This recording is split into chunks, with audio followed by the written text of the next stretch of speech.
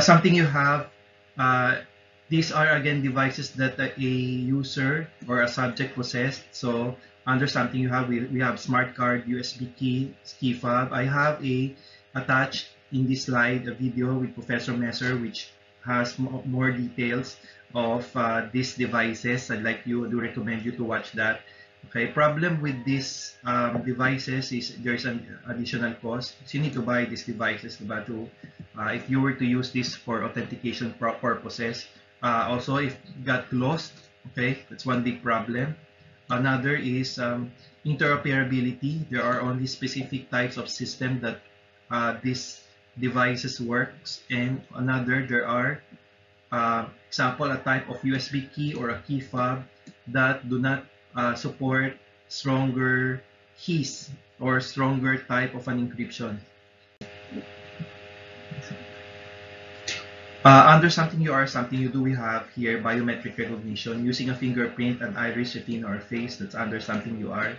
Okay, signatures is under something you do.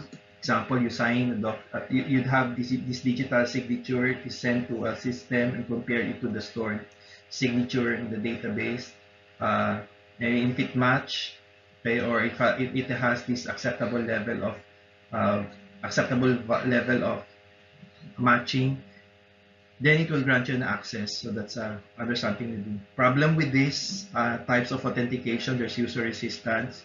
In my opinion, it's not yet perfected. There are a series of codes, example with face recognitions that there are instances that it doesn't work. It's like there's a false positive, no? Okay. Yes, false positive. A positive that there's you, but the system did not detect you. So it says you're not the one. So another is these kinds of authentication may not work for those who are disabled, those who are under persons with disability. Also, there's cost factor, and these are vulnerable to spoofing types of an attack. So, and then another authentication is somewhere you are. Okay, somewhere you are is location based. Example, I remember I think Facebook has this kinds of system before. Example, let's say you open your Facebook in Mapua, Makati, and it's okay. Every time you open your Facebook in Mapua, Makati, Facebook is you access the system the normal way. And let's say you go to Cebu, and then you open your Facebook. Facebook has detected that that's unusual because it detects in the system that you usually open your account in Mapua, Makati. Okay, and now you go to Cebu, you have this tour. So what Facebook will do, maybe because it may detect that maybe you are not the real account. So to detect if it is a fake account, what Facebook will do before it gives you access to the system or to that account is it will ask series of questions that has something to do with your profile. Okay, there. Okay, example. I think I'm not sure, no, but I think it asks. It happened to me before. Okay, example, it will show a picture and it will tell, have you been into this place before? Something like that. Okay, so that's one example of location service. I have a friend who has an issue with location base. He works in a BPO, okay, and the account he's under is in Vietnam. So the system where she has access to is very strict in terms of this location base. So she transferred, say, from one condo unit to another condo unit. So when you are to transfer from one condo unit to another condo unit, it's another location, that's a different location. So you have to change your location in the system.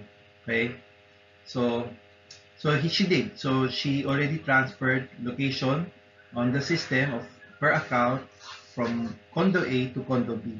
So in her system, her account in the system It's she can only open the account if she is in condo B.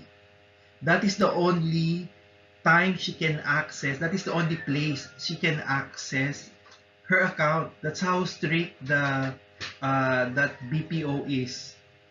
Okay, the account in the system do not allow you opening the system if you are in Starbucks or if you are in Mega Mall. You should open the system there only in Condo B. That's like an example of a location type of a service. Okay, and there are one means of implementing this is geolocation. GeoIP, IP info, DBIP are some examples of it. There's multi-factor authentication. Okay, this is our combination. And then this is very important. In multi-factor, it should be a combination of those of two or more different categories. It should be different. Example, something you know and say something you have. Okay, or something you know or something you are, or definitely not like something you know and something you know. Okay, that's not a multi-factor. Example, let's say a combination of a password and a PIN is not a multi-factor. Okay, because these are both something you know. Okay, so a combination of a password and an OTP sent in the mobile device, so that's under multi-factor. Because a password is something you know, and then the OTP, the one-time password, diba? Usually we had that. It is sent in our device, which is something you have. Okay? So, that's one example of a multi-factor. Okay, so in a mutual authentication, this is a security mechanism that requires each party in a communication verifies each other's identity. So for example, if before the client submit its credential, it verifies the server's credentials. So with this, it prevents a client from submitting confidential information to a non-secure server. Okay, so usually in a mutual authentication, this is configured on the basis of a password-like mechanism, like with a shared secret key, which is configured both on the server and of the client. Okay, so also a certificate-based, a digital certificate in the PKI infrastructure is we can usually see a mutual type of an authentication.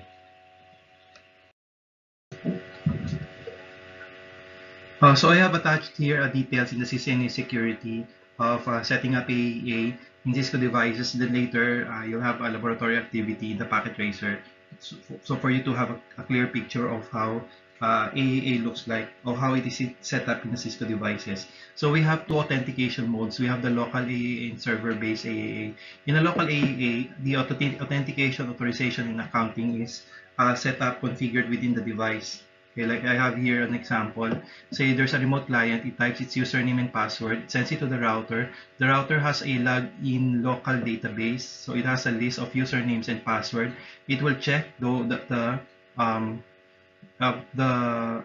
username and password in its list, and once there's a local database, and once it's there's a match, then the router will grant access to the will provide an authorized access to the remote client.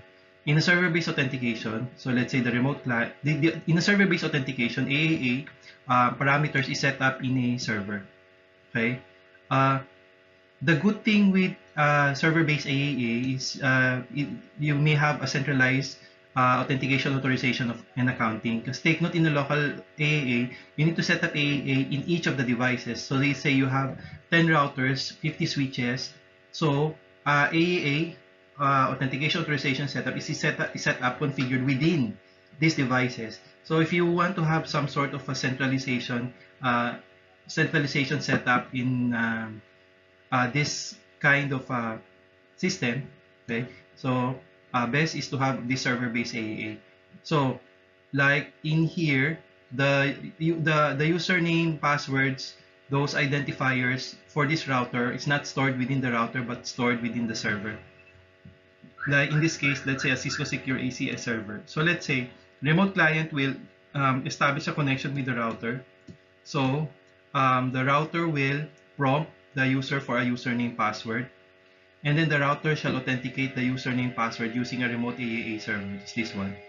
Okay. So if there's a match of the parameter authentication parameter sent by the remote client, then the um, server will grant access. Okay, it will send a grant grant access to the router, and the router will forward it to the remote client, so the remote client can access the router.